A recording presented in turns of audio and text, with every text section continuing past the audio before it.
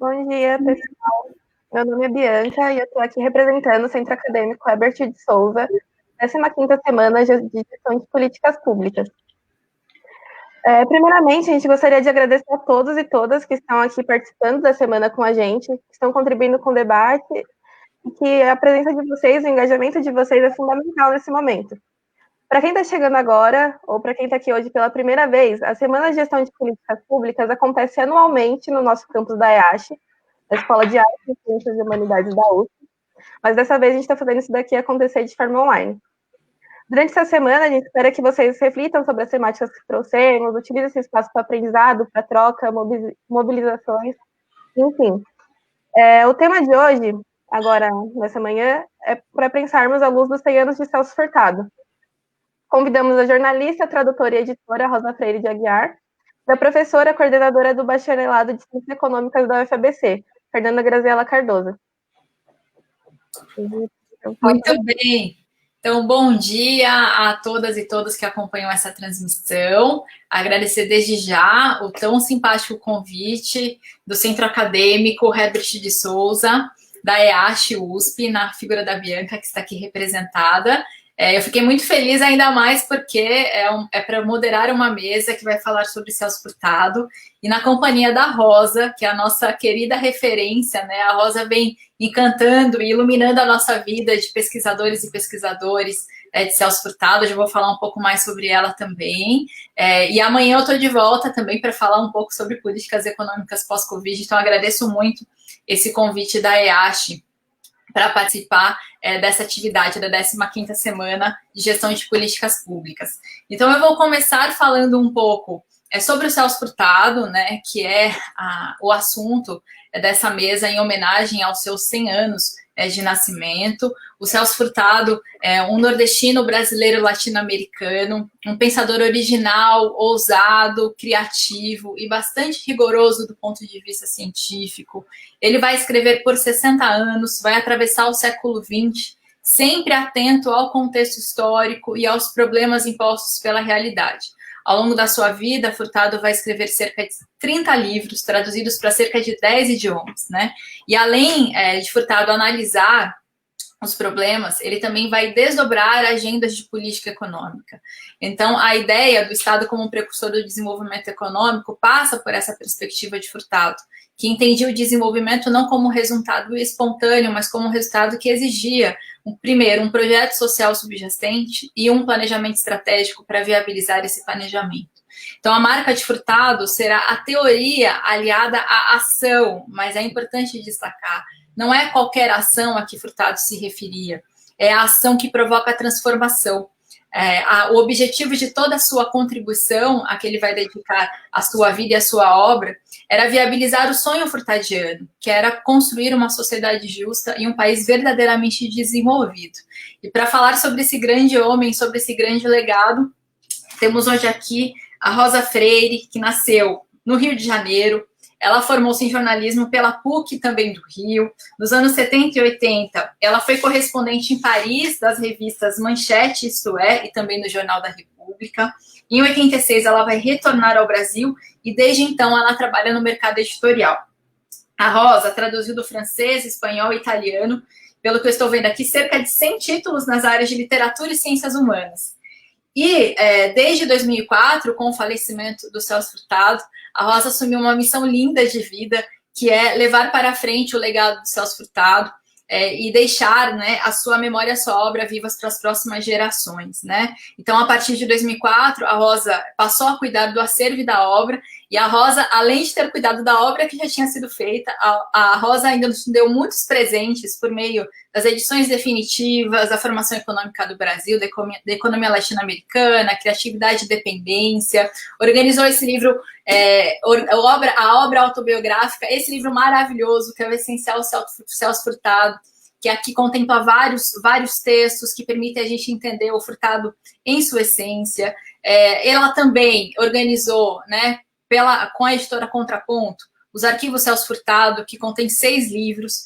Ano passado ela publicou o Diários Intermitentes, né, que também é uma riqueza tremenda para quem pesquisa, para quem quer entender melhor Celso Furtado. E tem aí no forno também um livro para sair, né? Que se não fosse a pandemia já teria saído, que está todo mundo aqui. Eu já estou na expectativa já faz um tempo, desde que ela falou pela primeira vez, que é um livro que vai trazer as correspondências de Celso Furtado com várias outras referências importantes, inclusive de Florestan Fernandes, que foi, né, o tema da mesa que antecedeu essa de agora, né? Então, assim, com muito prazer, eu passo a palavra para a Rosa, que vai fazer uma intervenção de por volta de 30 a 40 minutos, e depois nós vamos abrir para perguntas para quem está assistindo pelo Facebook, que quiser interagir e fazer perguntas para a nossa convidada de hoje, que é a Rosa Freire da Aguiar. Rosa, a palavra é sua. Muito obrigada.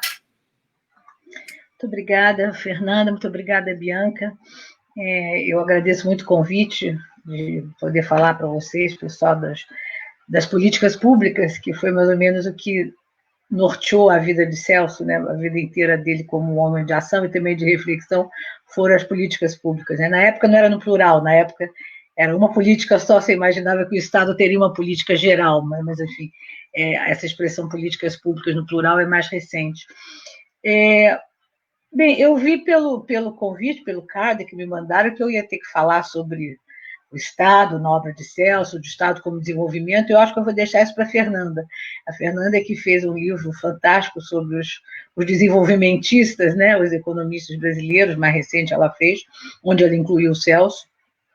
Então, acho que eu vou deixar isso para a Fernanda. O que eu queria, talvez, falar com vocês é um pouquinho sobre a vida de Celso, um pouco sobre o que eu acho que foram as contribuições dele importantes e que eu acho que ele deve ser lido por algumas razões, entre elas acho que eu vou citar umas 2 ou 3. Rapidamente, eu não sei se vocês mais ou menos conhecem a vida de Celso um pouco nos detalhes, eu vou fazer rapidamente um panorama. Celso nasceu no sertão da Paraíba, né, numa cidade chamada Pombal, em 20, portanto, né, nasceu em 26 de julho de 1920, e a família dele, pelo lado do pai, era uma família que tinha muito funcionário público, muito advogado, muito juiz, e acho que um pouco seguindo essa linha da família, da influência do pai, ele se encaminhou naturalmente para fazer direito. Ele acabou indo para o Rio de Janeiro, o pai dele tinha a grande faculdade de Direito no Recife, mas ele acabou indo para o Rio de Janeiro, chegou lá com 19 anos, por aí, para fazer a faculdade de Direito, fez a faculdade de Direito, e quando ele estava no 3º ano, ele tinha uma matéria chamada Direito Administrativo, que foi, de certa forma, a disciplina que abriu os olhos dele para esse lado da administração. Tanto assim que, quando ele tinha 22 anos, ele estava no 3º ano da faculdade, ele faz um concurso do DASP. O DASP era o Departamento Administrativo do Serviço Público, tinha sido criado por Getúlio, mais ou menos era o órgão que centralizava os concursos para todas as carreiras de funcionários do Estado, e Celso faz o concurso e passa. Ele passou em primeiro lugar, enfim, como ele dizia, para uma profissão que era, na época, uma profissão que estava começando, era uma carreira nova no país, chamado técnico de administração e organização. Isso seria mais ou menos, digamos, os ancestrais dos atuais gestores públicos, né? Mais ou menos, eu acho que quem vai se formar, quer dizer, quem está encaminhado para as políticas públicas, vai passar necessariamente pelo que antigamente, quando o Celso fez o concurso, chamava-se técnico de administração e organização. Chamava também técnico de programação. E programação era a palavra que se usava nos anos 40 e que depois foi evoluindo e passou a se chamar planejamento. E Celso, então, ficou maravilhado com os estudos, que ele começou a estudar isso ainda na carreira de Direito Administrativo, na faculdade, fez o concurso, passou, ele fez 2, aliás, ele fez um em cada ano, passou para os 2, e aí ele começou a estudar mais exatamente as políticas públicas, digamos que seria na época, né? Essas carreiras do Estado, do servidor do Estado, no sentido de fazer planejamentos, organizar o Estado, administrar o Estado, digamos assim. Bom, ele ainda, nessa época, morando no Rio de Janeiro, ele trabalhou como jornalista. Ele foi um jovem jornalista, trabalhou numa revista ilustrada, na qual ele fez um pouco de tudo. Ele fez um pouco crítica literária, ele fez um pouco crítica musical. O Celso sempre foi muito, muito ligado em música clássica, e teve a chance de conhecer nessa época o Villa-Lobos, que estava no Rio também, na glória dele, e Celso então fez algumas... eu tenho a impressão que ele, num dado momento, ele pensou até em fazer crítica musical como profissão, mas depois a vida vai encaminhando. A gente, quando tem 17, 18, 19 anos, pensa muita coisa, né? Depois vai encaminhando para outro lugar, enfim. E ele acabou deixando, mas ele trabalhou bastante nessa época com cultura. Fazia crítica musical, crítica literária, entrevistava artistas. E uma curiosidade nessa época, uma das bonitas matérias que ele fez nessa época foi com Orson Welles, o cineasta. Ele estava no Brasil em 42, o Orson Welles chegou ao Brasil em 42 para fazer um filme sobre o Brasil, e Celso era, na redação do jornal, um dos poucos, se não o único, jovem que falava inglês. Então foi posto um pouco para acompanhar a viagem do Orson Welles no Brasil, e foi basicamente no Rio de Janeiro, as filmagens que ele fez no Rio de Janeiro, e depois uma viagem a Ouro Preto, na Semana Santa de 42. Estava tudo marcado para o Orson Welles ir a Ouro Preto e filmar a Semana Santa em Ouro Preto, para fazer parte do filme. E o Celso foi, imaginando que o Orson Welles ia, e na hora H, quem não foi o Orson Welles. A equipe toda foi, evidentemente. Ele tem umas fotos muito bonitas feitas pelo diretor de fotografia, que era um húngaro, aliás, que morava no Brasil, mas o Orson Welles, na hora H, não foi. Bom, depois desse momento também que ele está na faculdade, é quando o Brasil declara guerra aos países do eixo, aos países do nazifascismo, e começa, então, quer dizer, a colaboração com os aliados, basicamente os Estados Unidos, né? O Brasil, então, se dispõe a mandar uma força expedicionária à Itália, onde o exército americano estava lutando nesse momento, e Celso estava na idade de ser convocado para a guerra e foi. Ele vai, então, em 44, já estava a guerra bastante adiantada, ele vai para a Itália, exatamente na semana em que ele tem a formatura da Faculdade de Direito. Ele se forma na Faculdade de Direito e uns dias depois ele pega o barco com os pracinhas, né, e vai para a Itália. Ele fica na Itália, não chega a ficar um ano, volta em 45, a guerra acaba em maio, mas ele ainda, até que o Brasil conseguisse recambiar todos os pracinhas, a força expedicionária demorou bastante ainda. Ele ficou na Itália até outubro, ele volta para o Brasil, isso em 45, e resolve, então, voltar para a Europa, porque aí sim ele resolve estudar economia. É a primeira vez em que ele fala que ele quer, de fato, estudar. Ele falava genericamente ciências sociais, entre elas a economia. Quer dizer, desde muito cedo, Celso colocava a economia como uma ciência social, e nem de longe uma ciência exata, né? Como às vezes há economistas que querem transformar em ciência exata, né? Exatamente voltando da guerra, em que ele faz uma espécie de um balanço de vida, na medida em que um rapaz de 25, 26 anos consegue fazer um balanço de vida, e que ele diz para ele próprio, né, ele está escrevendo um diário, que ele não quer seguir a carreira de advogado, não quer fazer carreira na magistratura e que ele quer continuar a estudar para compreender melhor o Brasil, a sociedade brasileira. Então, que ele vai continuar nos estudos de ciências sociais, como ele fala genericamente, e mais especificamente economia. Então, é só aí que ele vai começar a estudar economia de uma forma sistemática, né? Ele vem para a França, vem fazer já o doutorado, quer dizer, ele faz todas as matérias, as disciplinas do curso de doutorado e acaba fazendo a sua tese aqui na França, e em 48. Bom, aí em 48, digamos, ele começa a vida profissional. Ele tem 28 anos, ele tem o diploma de doutor, e aí ele começa a vida profissional. A partir daí, eu acho que ele tem 4 momentos, digamos, no percurso intelectual, digamos, a partir de 48. O primeiro são os 9 anos em que ele passa na CEPAL. A CEPAL, como vocês devem lembrar, é a Comissão Econômica para a América Latina, que é uma agência das Nações Unidas, cuja sede é em Santiago, Santiago do Chile. Celso vai para lá, a CEPAL tinha acabado de ser inaugurada, ela tinha sido instalada fazia poucos meses, ele vai para lá em 49, e logo ele passa a dirigir a divisão de desenvolvimento, e ele fica até 57, ele fica quase 10 anos na CEPAL.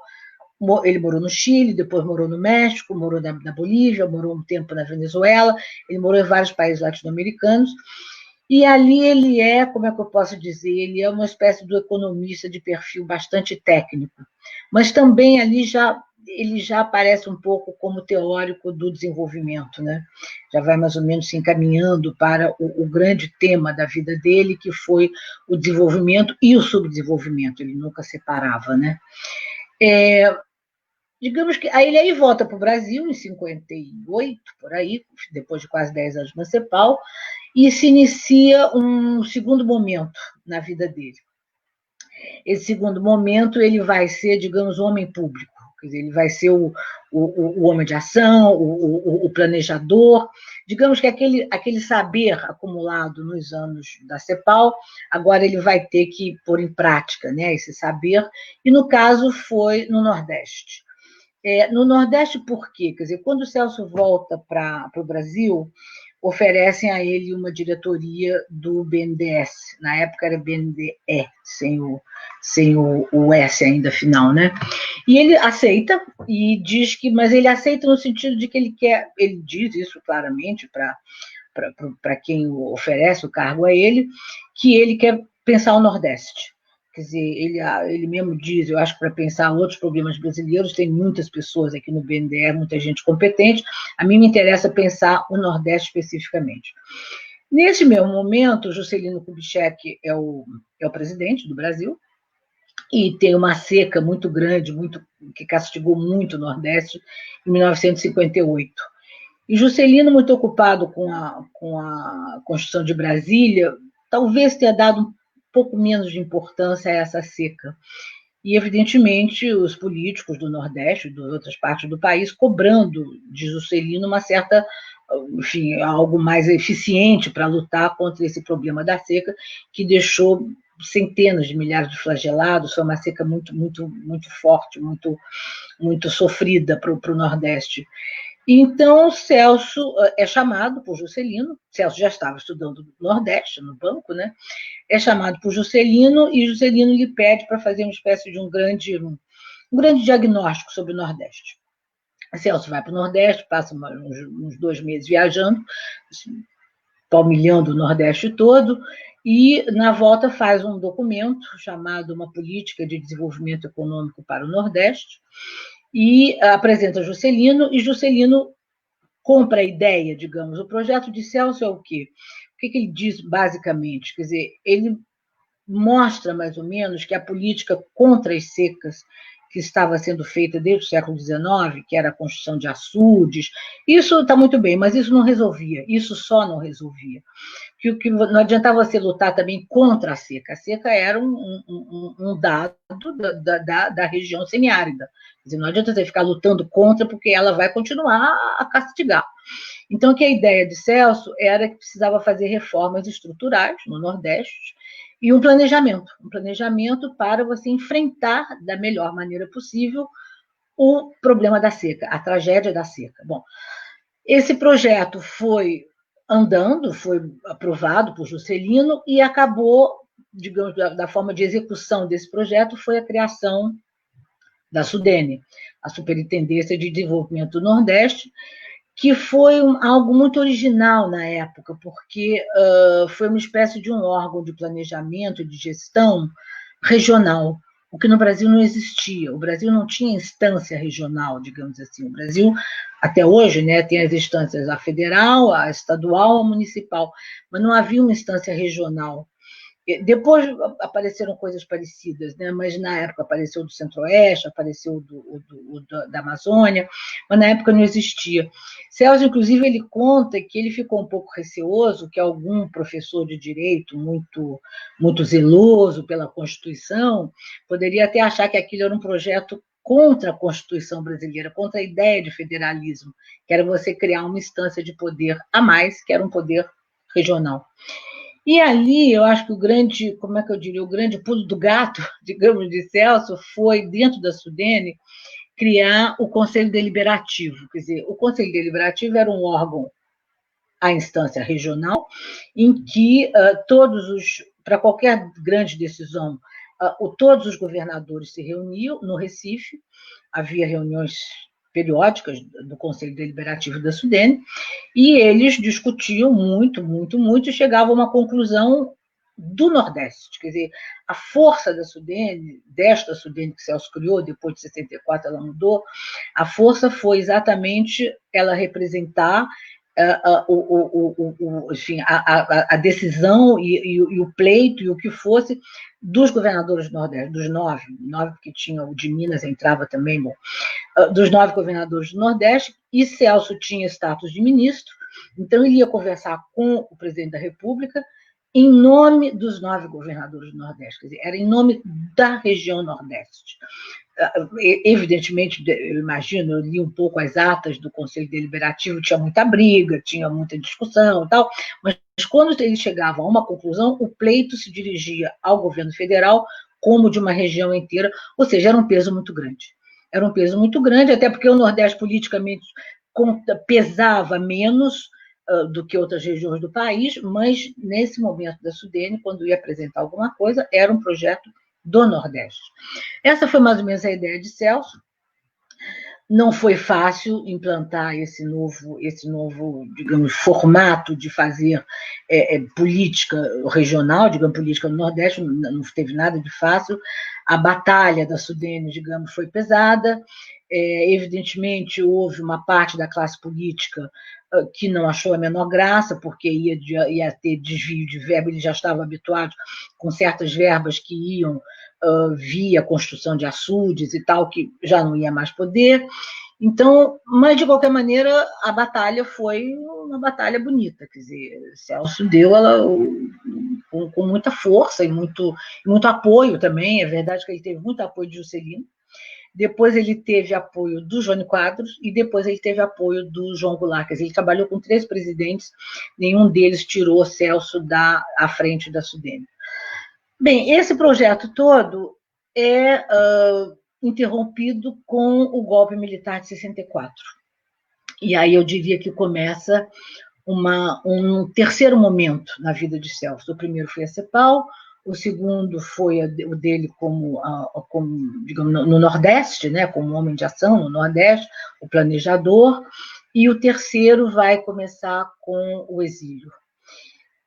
O exílio é o seguinte, quer dizer, Celso vem para a França, ele passa um ano nos Estados Unidos como pesquisador da Universidade de Yale, depois ele vem para a França, onde ele já tinha feito a tese, uns 20 anos antes, uns 15 anos antes, e ele se torna professor da mesma universidade, da Sorbonne, onde ele tinha se formado.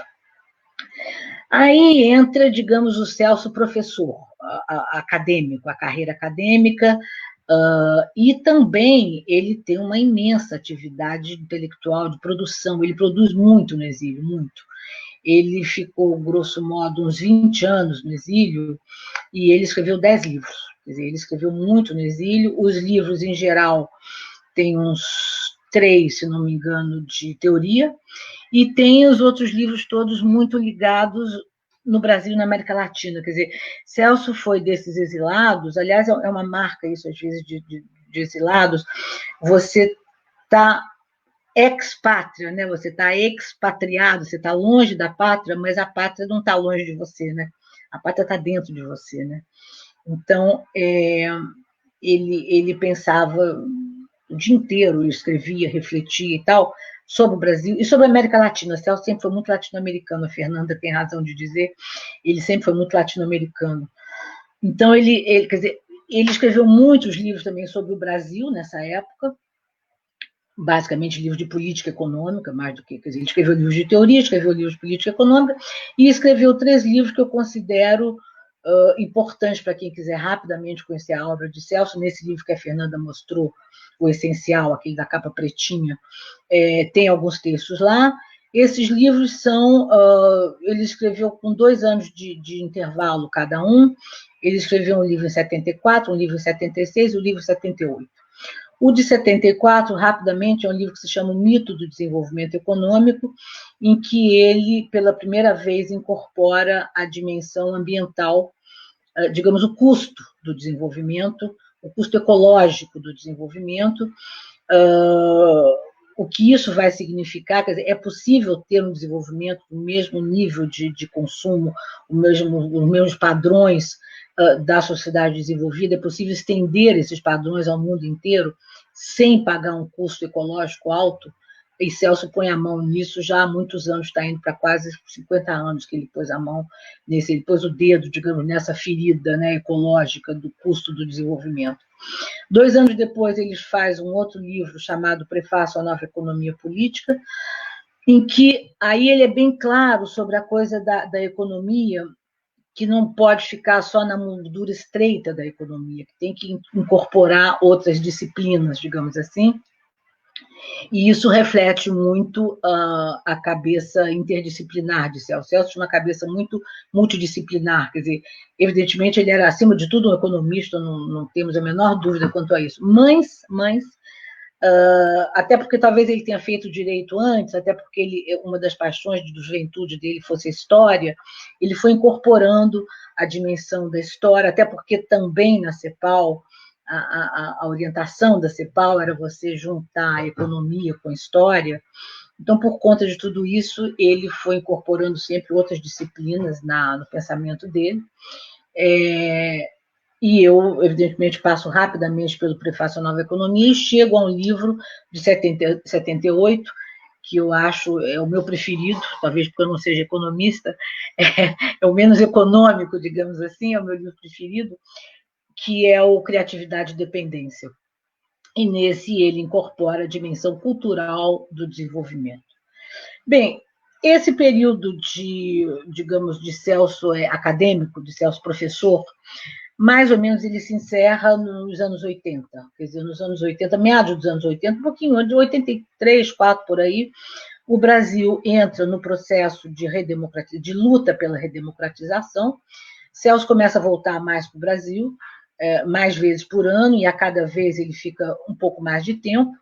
Ele se envolve na luta partidária, ele, pela primeira vez e única, aliás, ele se filia a um partido, que é o PMDB, na época não tem nada a ver com o PMDB de outros tempos mais recentes, e na época era um grande partido, um partido de centro-esquerda, que era presidido pelo Ulisses Guimarães.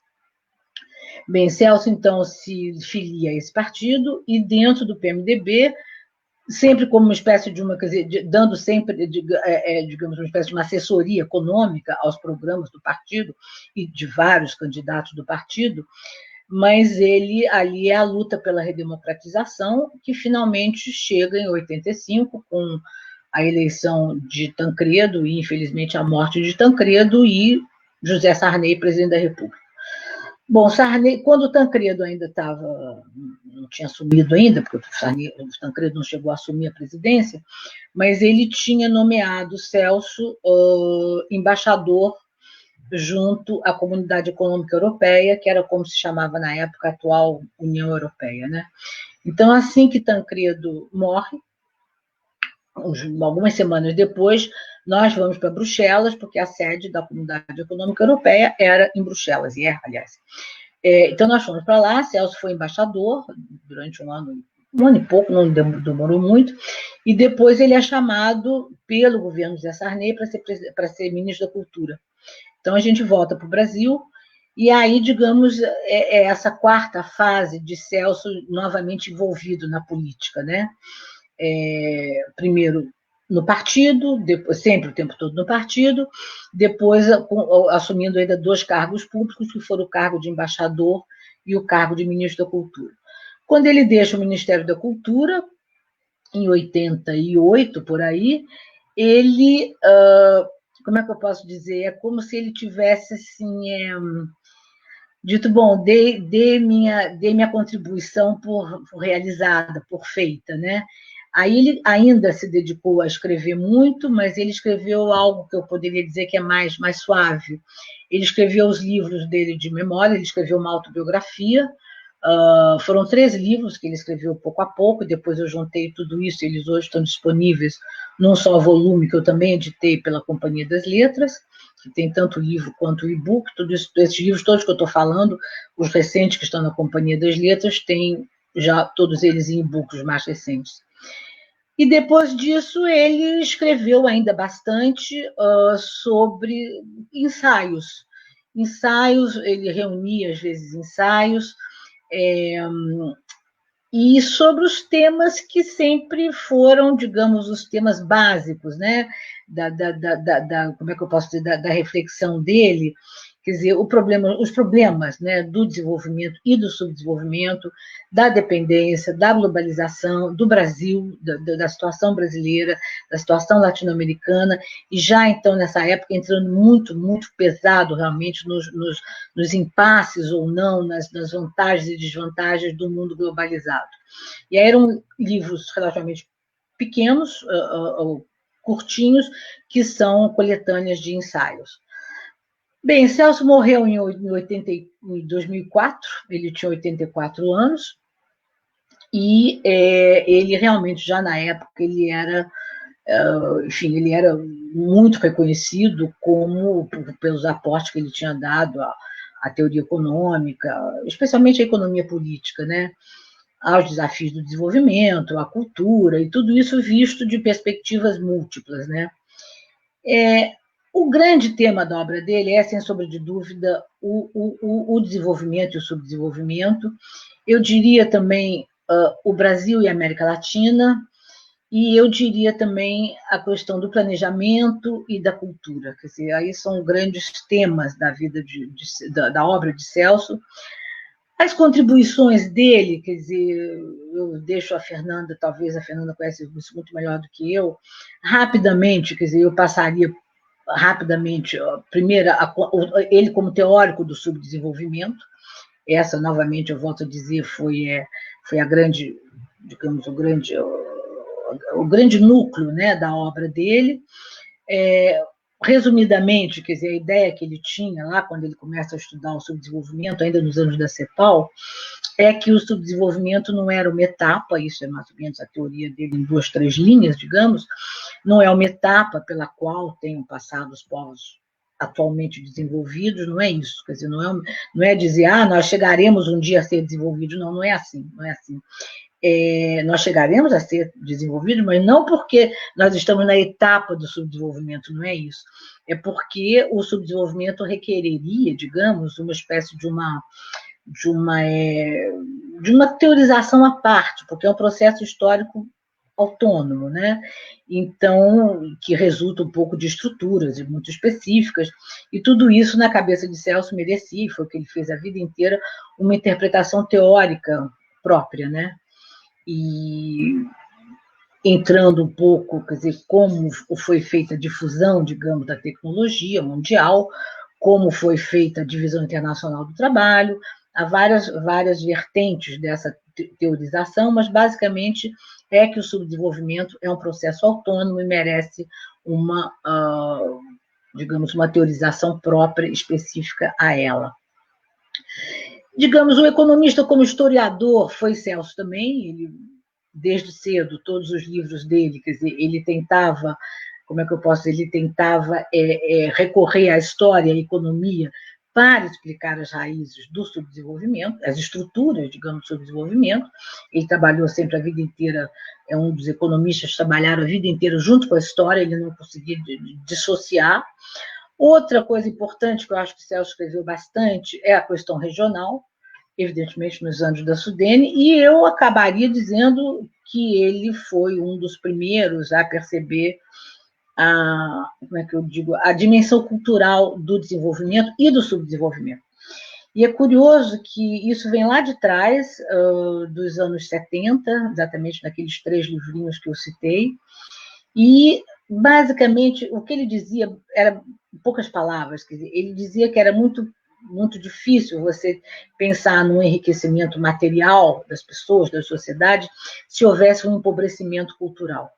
Quer dizer, não adiantava só ter um enriquecimento material se ele não viesse acompanhado de um enriquecimento cultural também, né? Então, que o desenvolvimento era esse todo coerente, formado pelo material, pelo não material.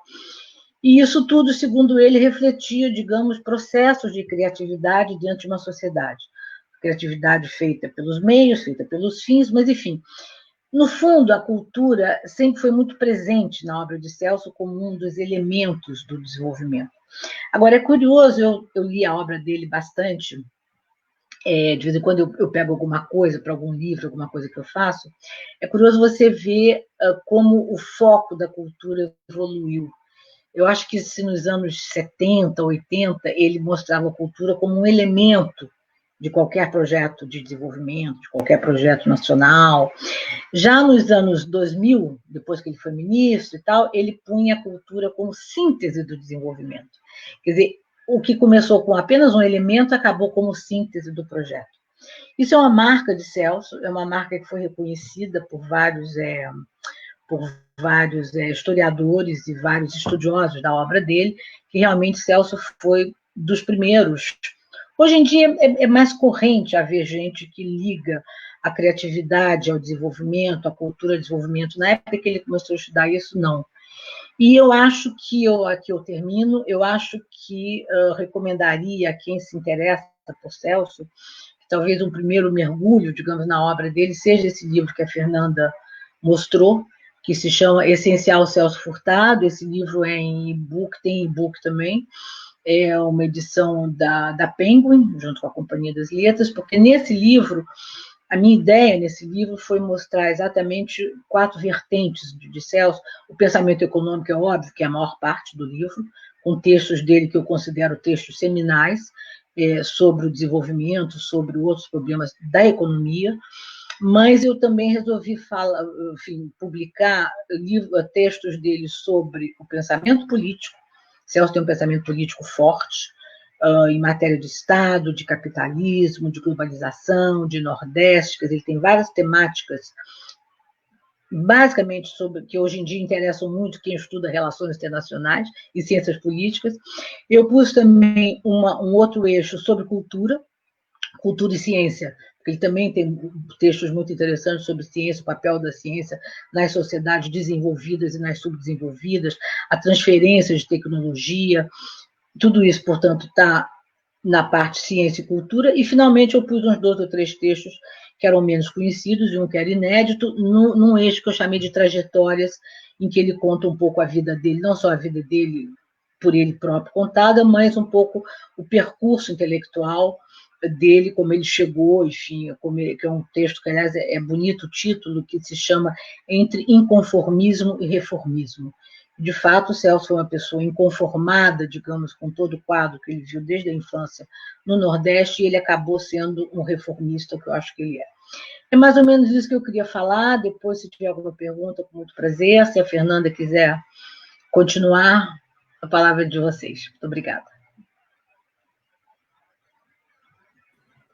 Muito obrigada, Rosa. Você acabou passando por tudo que acho que precisava para essa fala dessa mesa. Você acabou respondendo uma pergunta que eu ia te fazer: qual era o seu livro preferido do Furtado? Você já respondeu ao longo da sua fala. E aí, aproveitando o gancho que você deixou no final, e também para me comunicar um pouco com os comentários que surgiram aqui no chat, eu gostaria de pedir licença para vocês para eu ler o último parágrafo de um texto que está justamente nessa coleção, né, de textos que a Rosa organizou, que chama O Verdadeiro Desenvolvimento, né? Por que eu vou ler esse trecho para vocês? Porque ele permite a gente sintetizar tudo que a Rosa nos falou há pouco, né, e que mostra a abrangência e a complexidade da obra de Celso Furtado, né? E por que eu estou falando isso? Porque quase sempre, né, ou é mais comum que a gente estude Celso Furtado, especialmente nos cursos de ciências econômicas, eu imagino que os demais cursos sigam mais ou menos essa lógica, a gente estuda a formação econômica do Brasil.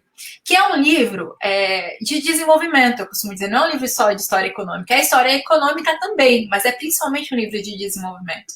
E muitas vezes a gente aprende formação econômica do Brasil como se fosse um livro somente de história econômica, né? Então a gente acaba não aprendendo a riqueza de complexidade que está presente na formação econômica do Brasil, como bem a Rosa colocou, né? O Furtado, ele vai se formar economista em grande medida na própria CEPAL. Então o Furtado, na verdade, junto com o Prept, ele vai ajudar a formatar o método histórico estruturalista, né? Que é esse método que vai percorrer a vida do Furtado, e o Furtado, além de ser um cepalino estruturalista, ele vai além, porque ele vai adicionar elementos originais que são furtadianos, né?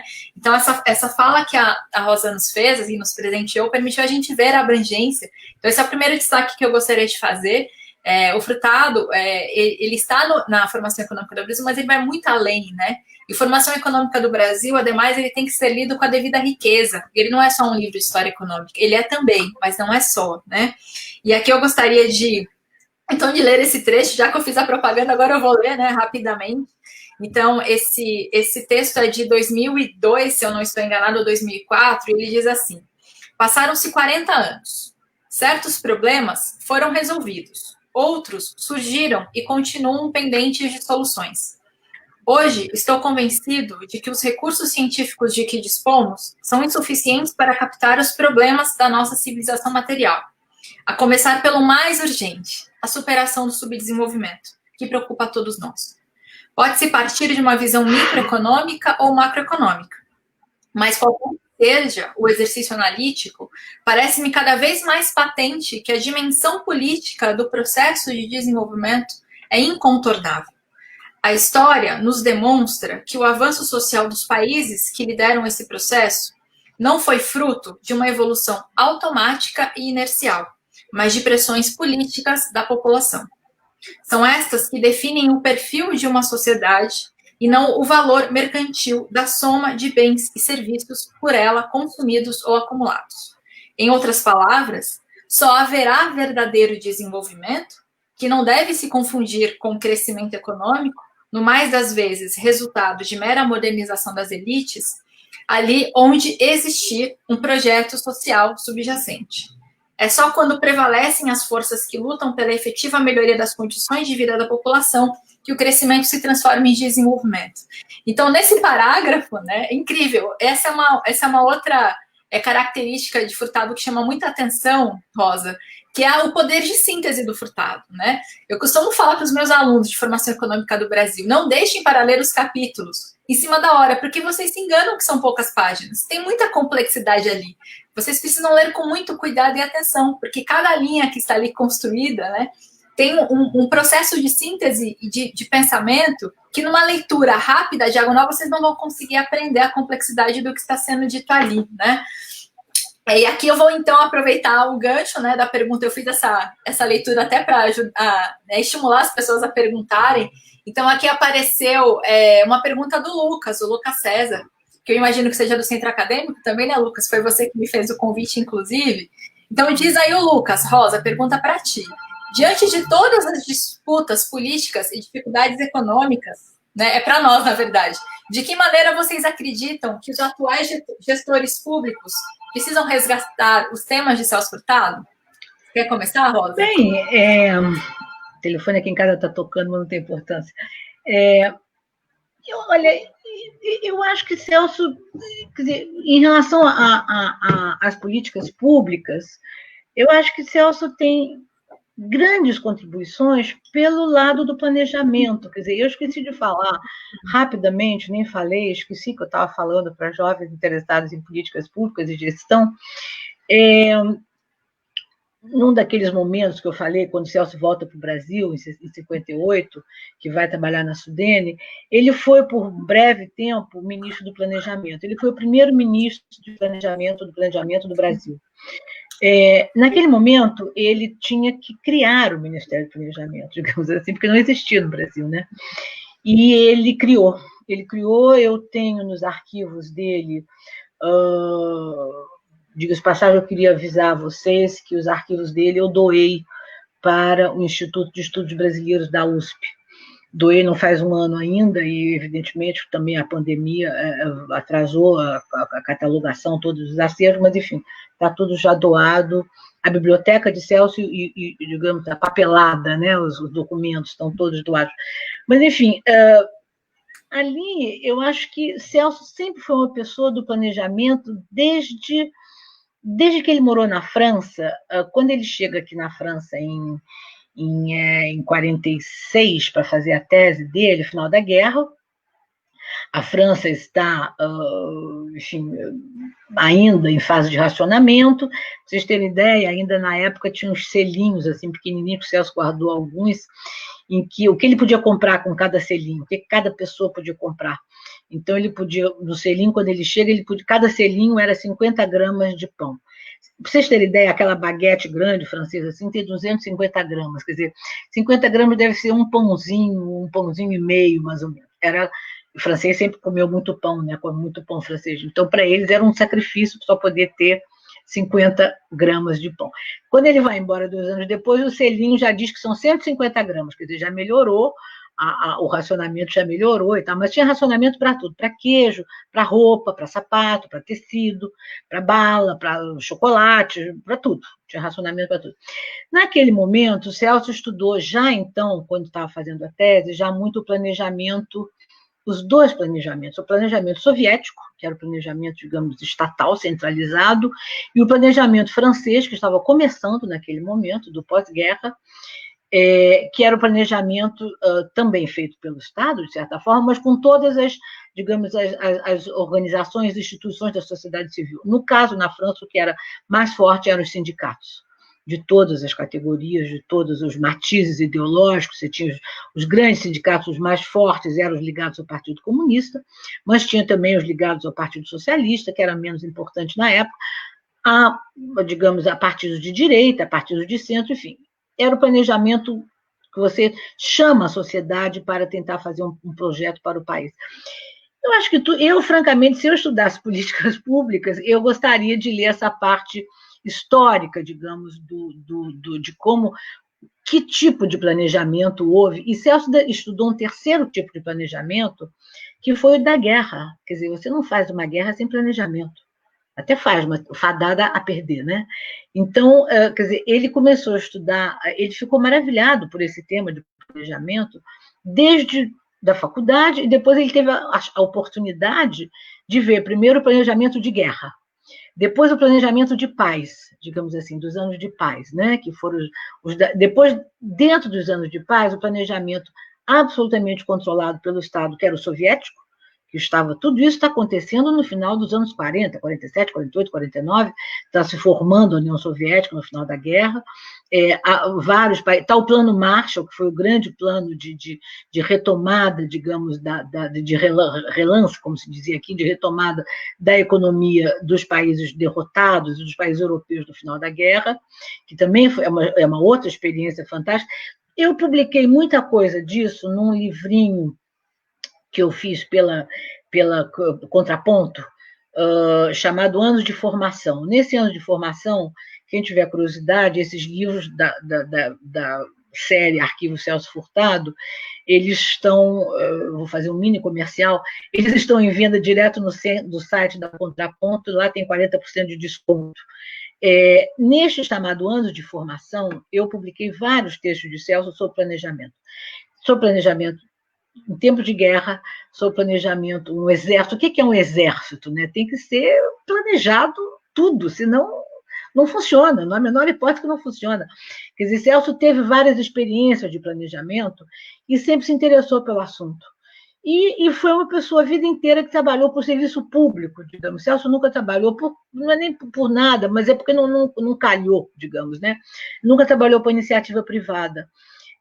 Então, ele tinha essa noção muito forte do servidor público, da coisa pública e do planejamento como a melhor forma de você utilizar os recursos públicos, para não desperdiçar, digamos, os recursos públicos. Eu acho que isso é uma contribuição importante para quem, hoje em dia, estiver interessado em políticas públicas, e ele implantou várias políticas públicas no Nordeste, né? Várias, desde educação, a saúde, a saneamento, a infraestrutura, estradas. Quer dizer, nessa coleção que eu fiz do Arquivo Celso Furtado, que eu fiz 6 livros, tem muito texto de Celso sobre esses assuntos, sobre Nordeste, sobre planejamento. Então, eu acho que isso é uma contribuição importante que ele pode ter dado para alunos, estudantes interessados nas políticas públicas, na gestão de políticas públicas, né?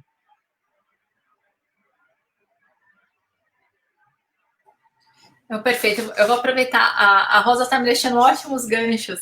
Dentro dessa coleção que a Rosa mencionou, o primeiro deles tem ensaio sobre a Venezuela. Tem um ensaio sobre 57, que é um dos textos mais impressionantes que eu já li de Celso Furtado, em que ele faz ali uma análise detalhadíssima, né, das questões da Venezuela, e ele traça um planejamento estratégico, assim, perfeito, né? Se fosse me dar da varinha de condão, olha, né, escolha um plano, eu pegaria o que está ali, né, para implementar, porque ali ele dá conta de todos os problemas estruturais, sociais e econômicos, né, que envolviam a questão do subdesenvolvimento da Venezuela e que, em boa medida, ainda falam sobre o problema do nosso subdesenvolvimento, né? E pegando um pouco, então, aqui a pergunta que foi deixada, né? Se os gestores públicos, os cientistas sociais, enfim, quem pensa a política pública deve retomar Celso Furtado, assim, urgentemente, por favor, retomemos Celso Furtado, porque tem uma riqueza analítica ali tremenda. Tem sugestões de política econômica. Celso Furtado vai ser responsável pelo Plano Trienal de Desenvolvimento, que vai ser pensado ali no início da década de 60, quando então ele é nomeado ministro extraordinário do Planejamento, e aquele plano, Furtado vai colocar no papel uma estratégia cepalino-estruturalista, né, que envolvia transformações econômicas com transformações sociais, né? Talvez um dos principais erros que a gente vem cometendo historicamente é olhar só para as transformações econômicas esperando que elas tragam de bandeja, né, a resolução dos problemas sociais. E Furtado estava atento a isso, né, de que não, as duas coisas têm que caminhar juntas, senão elas não se sustentam, né. Então, a questão do planejamento aparece aí como crucial, né, para que a gente consiga escapar da armadilha do subdesenvolvimento, né. Como ele bem colocou, subdesenvolvimento não é uma etapa, né? Não é um dia, quem sabe, a gente chega no desenvolvimento, a gente precisa construir esse resultado. E a necessidade de construir esse resultado nos impõe uma responsabilidade de pensar e de planejar para enfrentar os problemas que se colocam, né? Então, quando a gente pensa que o Estado como precursor do desenvolvimento econômico, que é uma herança desenvolvimentista, né, do pensamento desenvolvimentista, é justamente por isso. No mercado não vai entregar isso de brinde, de bandeja. A gente precisa trabalhar para construir esse resultado, né? E o Estado acaba centralizando o poder de instrumentos e de políticas para viabilizar esse planejamento, né? Já que a gente está caminhando quase para o fim, infelizmente, da palestra, eu vou me permitir fazer uma pergunta para a Rosa, né? Se a Rosa me permitir também essa pergunta. Tem um trecho do Diários Intermitentes que me deixou assim bastante curiosa e até um pouco entristecida, né? Que é quando essa fase que Rosa mencionou, que é a fase do exílio, que Furtado vai se dedicar à carreira de professor e à carreira acadêmica, né? E ali, por um momento, né, do Diários Intermitentes, falando ali da década de 70, do século 20, Furtado vai falar sobre essa questão de ser professor, né? E aí ele diz assim, eu vou falar só o final da frase, aí eu faço minha pergunta para a Rosa.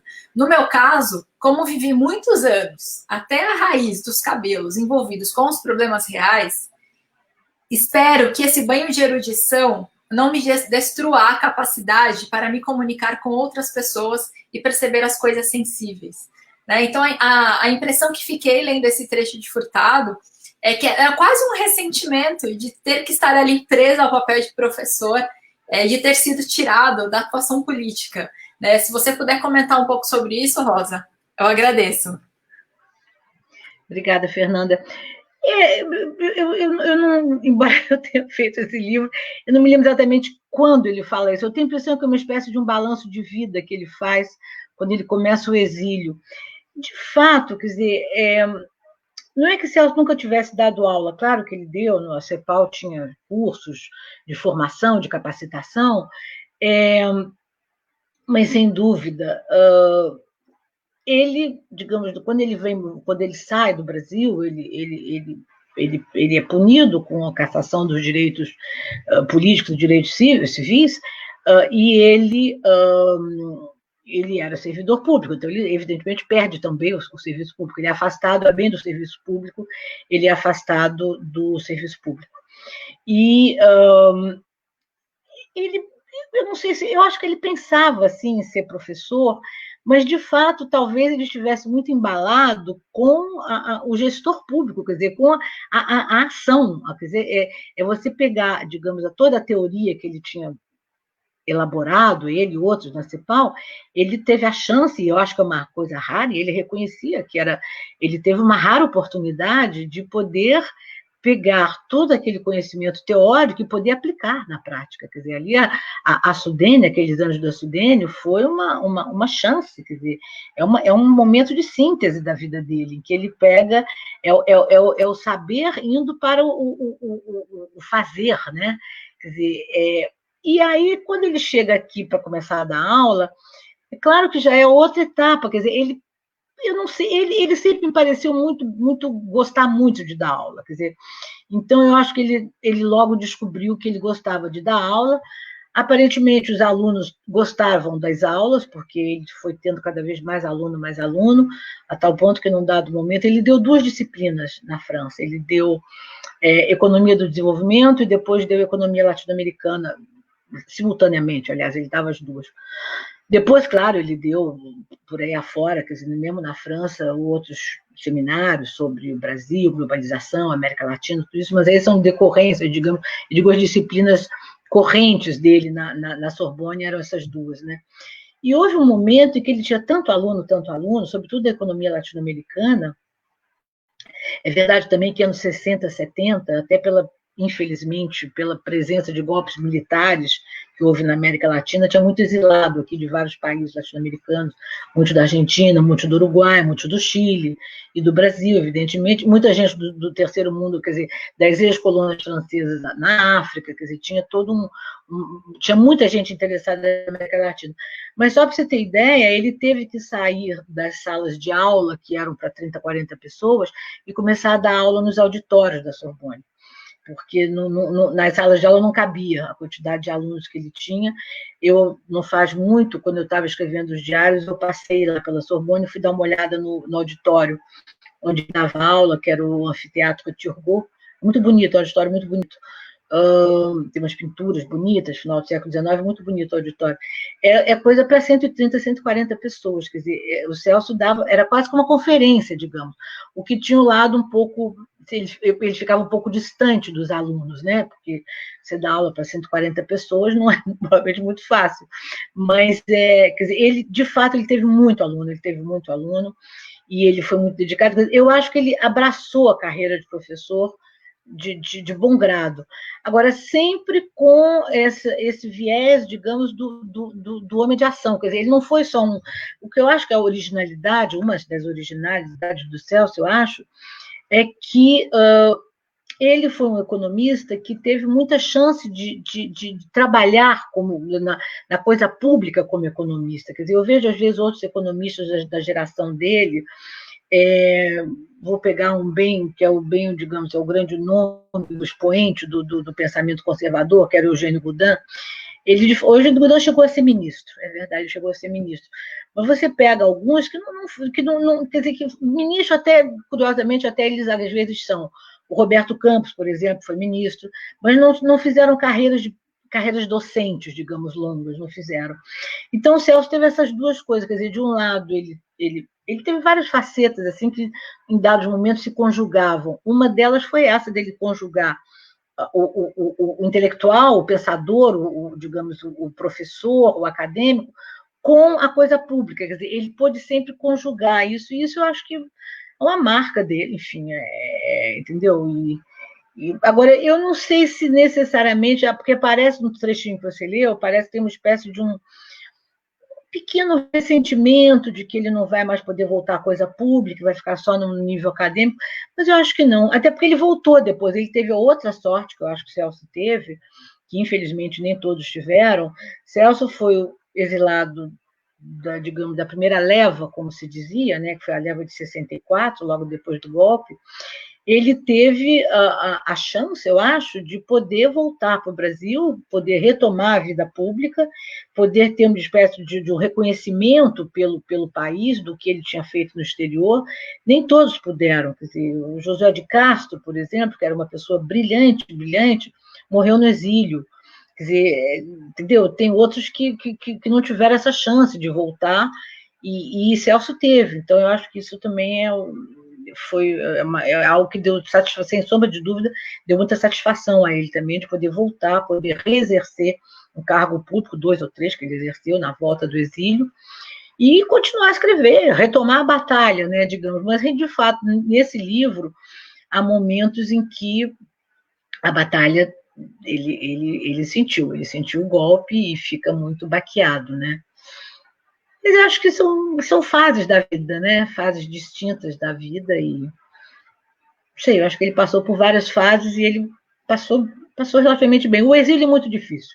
O exílio é uma fase sempre muito difícil, o exílio é algo muito sofrido para todo mundo, para a família, para os amigos. Eu espero que isso não recomece nunca mais no Brasil, mas é um momento difícil. Ele atravessou, ele longe quer dizer, dentro dos exilados, da média dos exilados, ele evidentemente foi uma pessoa privilegiada. Ele pôde dar aula numa grande universidade da França, na grande universidade do exterior. Ele foi editado por grandes editoras da Europa naquela época. Outro dia eu estava vendo, fiz uma listinha de livros dele. De fato, ele teve grandes editores, quer dizer, então ele era um privilegiado dentro do contingente de exilados, sem a menor dúvida. Mas, mesmo assim, mesmo para ele, quer dizer, exílio é sempre muito difícil, porque a pátria não sai de você, né? Você diz, passei agora a ser um expatriado. Não é expatriado nada. A pátria você pode dividir o ex-tracinho pátria, mas a pátria está lá. Ela não. No caso de Celso, ele pensava o dia inteiro no Brasil, o dia inteiro. Então, eu acho que mas ele teve várias fases na vida, né? Mas eu acho que ele teve que foi uma coisa que deve ter dado muito prazer a ele, de ter podido voltar para o Brasil, e ter recuperado os direitos políticos, também foi um momento importante, e ter podido dar mais contribuições ao país, né? Maravilha, Rosa. A gente está caminhando agora para o final mesmo, então eu vou já fazer meus encaminhamentos antes de passar para o tchau final da nossa querida Rosa Freire. E deixar aqui um pouco de mensagem, né, para quem assiste, para esses alunos e alunas, futuros gestores de políticas públicas, que se a gente olha assim, né, de maneira global a obra de Celso Furtado, a gente percebe ali que ele tem momentos em que ele vai oscilar do otimismo ao pessimismo, e o pessimismo principalmente após o golpe de 64 e o seu exílio, mas a ideia é que o Furtado nunca perde a esperança, né? Ele sempre tem uma perspectiva de que o futuro pode ser diferente. A questão é que esse futuro só será diferente se a gente trabalhar para ele ser diferente. Então, uma outra marca de Furtado também, a sua obra, é que ele sempre faz um chamamento aos jovens e às jovens para pensarem e atuarem para que o futuro seja diferente. Então, é com essa ideia que eu gostaria de terminar a minha fala e minha participação na mesa de hoje, que é de jogar um pouco essa responsabilidade para todas e todos vocês, de pensarem a ciência e todo o conhecimento a que vocês têm acesso como uma forma de transformação social e não como uma forma de conformação da situação que nós estamos, né? Então, nós temos essa responsabilidade com essa geração de agora e com as gerações futuras também. E Celso Furtado nos deixou essa responsabilidade e nos deixou aí cheio de informação, cheio de insights, cheio de ideias para a gente poder construir esse caminho diferente. E também gostaria novamente de agradecer muito, mas muito mesmo, o trabalho lindíssimo que a Rosa faz. Ela nos alimenta, né, as nossas vidas, né, com todo esse cuidado que ela tem com a obra de Furtado, com tudo que ela traz de novidade para a gente, além dela ser uma grande escritora, maravilhosa, enfim, a Rosa realmente merece todos os parabéns, todos os agradecimentos. Agradeço também a vocês, Bianca, ao Centro Acadêmico Herbert de Souza, por terem preparado essa semana, por terem me convidado e por terem pensado uma mesa merecida, né, para esse grande economista latino-americano, brasileiro e nordestino, que foi Celso Furtado. Então, Rosa, palavras finais para você. Muito obrigada. Bem, Fernanda, eu só posso assinar embaixo tudo que você falou. É isso mesmo, quer dizer, Celso oscilava, obviamente, acho que qualquer um de nós, entre otimismo e pessimismo, mas ele tinha essa convicção muito forte de que quem transforma a história somos nós, né? São os homens e mulheres e sociedades como atores da história, né? Não pode ser só espectador, né? Até porque espectador você às vezes deixa de ser por contingências outras políticas, como ele próprio deixou de ser um ator importante no Brasil em dado momento. E ele foi protagonista quando pôde, quando há momentos em que não dá para ser, quer dizer, mas ele sempre teve essa sensação de que a história é isso, quer dizer, você tem o conhecimento para agir, né? Você, enfim, somos nós que mudamos essa história, e sobretudo as pessoas mais jovens, não há a menor dúvida, o Celso sempre foi preocupado, você tem razão, com uma espécie de passar a mensagem, né? De dizer, olha, a luta está aí, quer dizer, vocês, como quem diz, eu vim até aqui, agora daí adiante vocês levem, carreguem o andor. O andor no Brasil às vezes é pesado, enfim, a gente sabe como está sendo difícil nesse momento, mas de qualquer maneira eu acho que a mensagem está aí, eu recomendo a quem se interessar, leia realmente Celso, é um prazer, viu? Ler Celso é agradável, ele escreve muito bem, às vezes tem coisas difíceis nos livros de economia, para quem não é economista, a Fernanda deve tirar de letra, eu não tiro tudo de letra, longe disso, mas vai pulando, tem livros dele realmente muito interessantes, esse pequeno que eu fiz, eu acho bem, bem bacana esse livro, os diários também é um material riquíssimo, e eu estou com esse livro pronto, das cartas, vamos ver se quem sabe em março do ano que vem a gente se reencontra para um lançamento, espero que não seja virtual. Eu agradeço muito a Bianca e o professor Aguinaldo, enfim, todos vocês que me deram essa chance de falar um pouco de Celso. E quem sabe até a próxima. Muito obrigada. Muito obrigada, Fernanda. Muito obrigada, Rosa. É uma honra estar aqui com vocês. Acrescentou muito para a gente aqui em gestão de políticas públicas. A gente estuda bastante sobre o Furtado, mas ouvir vocês falando sobre eles dá uma inspiração inexplicável, assim. Obrigada por tudo que vocês trouxeram. Obrigada também, pessoal, que está assistindo. Tem vários elogios aqui no Facebook, o pessoal adorou a participação. Aqui eu deixo convite para todo mundo participar ao longo da semana de gestão de políticas públicas. Acompanhe nas nossas redes sociais, a gente vai estar divulgando todas as mesas, em todos os horários. Agora, às 13 horas, a gente vai ter uma oficina de participação social nas eleições de 2020. E à noite, né, às 7 horas, a gente vai ter uma mesa de participação social e políticas públicas. Também faço convite para vocês participarem. E ao longo da semana também. Então, sigam a gente aqui no Facebook, no Instagram, no Twitter, enfim. E todos os vídeos de hoje e da semana vão estar disponíveis no nosso canal do YouTube também, depois, se vocês quiserem assistir ou compartilhar. Muito obrigada a todos e todas. Bom almoço e até mais tarde. Tchau, tchau, gente. Tchau, Bianca. Obrigada. Tchau, tchau.